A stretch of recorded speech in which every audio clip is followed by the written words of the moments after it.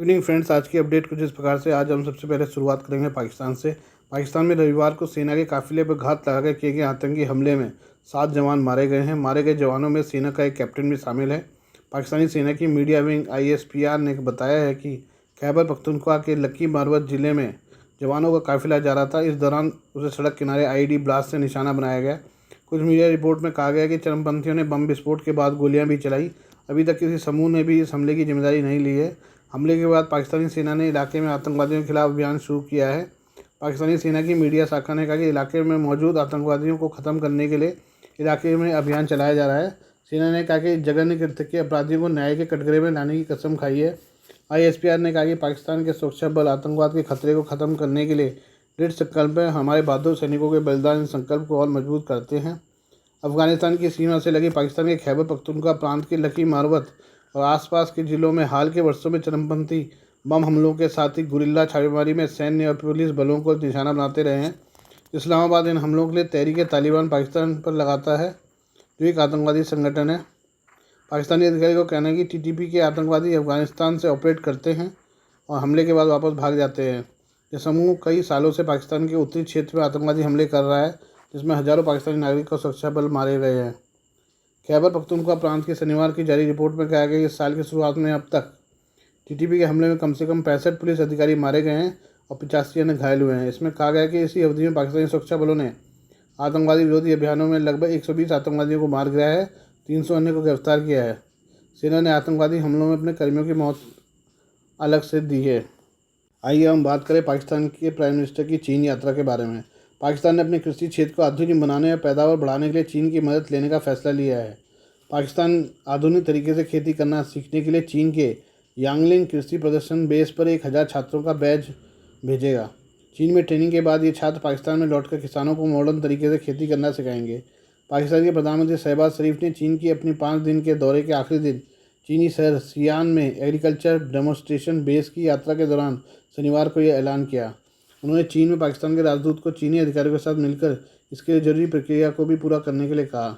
शरीफ ने चीन के उत्तर पश्चिमी कृषि एवं वानिकी विश्वविद्यालय को पाकिस्तान में अपना परिसर खोलने का भी न्योता दिया है। ट्रिब्यून की रिपोर्ट के मुताबिक प्रधानमंत्री शहबाज शरीफ के कार्यालय की ओर से बताया गया कि चीन जाने वाले छात्रों का खर्च पाकिस्तान की सरकार उठाएगी। शहबाज शरीफ ने यह भी कहा कि अगर उत्तर पश्चिम कृषि और वानिकी विश्वविद्यालय पाकिस्तान में अपना परिसर खोलता है तो सरकार उनकी संभव मदद करेगी। पाकिस्तान बीते काफ़ी समय से खराब आर्थिक हालत से जूझ रहा है। ऐसे में पाक सरकार की कोशिश खेती में सुधार की है, क्योंकि देश की आबादी का सबसे बड़ा हिस्सा खेती बाड़ी पर ही निर्भर है। पाकिस्तान और चीन ने यह भी दोहराया कि वे दोनों देशों के बीच संबंधों को रणनीतिक ऊंचाई और दीर्घकालीन नज़रिए से देखना जारी रखेंगे। पाकिस्तान और चीन ने एक दूसरे के साझा हितों की रक्षा के लिए सभी प्रभावी कदम उठाने और सामाजिक आर्थिक विकास को बढ़ावा देने की बात कही है।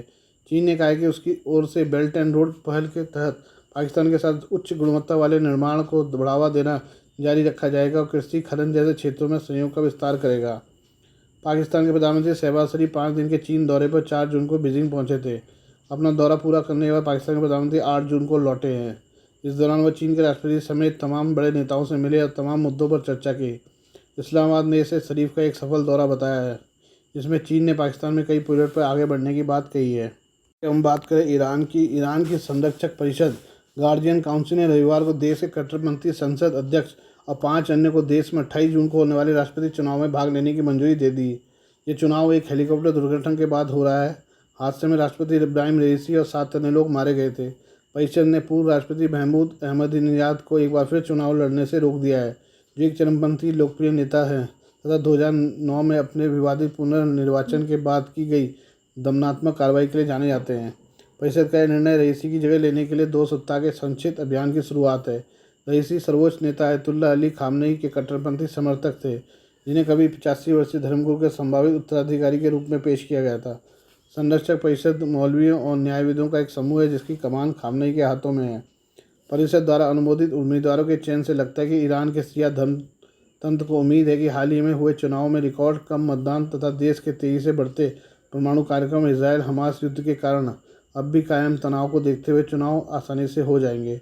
परिषद ने किसी महिला या देश के शासन में आमूलचूल परिवर्तन की मांग करने वाले किसी भी व्यक्ति को स्वीकार न करने का अपना पूर्व का रुख बरकरार रखा है। हम बात करते हैं कश्मीर की। रविवार को जम्मू कश्मीर के रियासी जिले में एक तीर्थस्थल से तीर्थयात्रियों को ले जा रही बस पर संदिग्ध आतंकवादियों की गोलाबारी में 10 लोगों की मौत हो गई। बस शिवखोड़ी मंदिर से कटरा लौट रही थी, तभी आतंकियों ने उस पर हमला कर दिया। सूत्रों के मुताबिक ये आतंकियों का वही ग्रुप है जो राजौरी, पुंछ और रियासी के ऊपरी इलाकों में छिपा हुआ है। हमले की सूचना मिलने के बाद पुलिस की टीमें मौके पर पहुंची। अधिकारियों के हवाले से बताया गया कि तीर्थयात्रियों को शिवखोरी मंदिर ले जा रही बस पर पूनी इलाके के तेरियात गांव में हमला हुआ है। उन्होंने बताया कि बचाव अभियान शुरू किया गया है। पुलिस, सेना और अर्धसैनिक बलों के अतिरिक्त बल मौके पर पहुंचे हैं। आज के लिए बस इतना ही। बाकी मिलते हैं कल आपसे नई खबरों के साथ। धन्यवाद।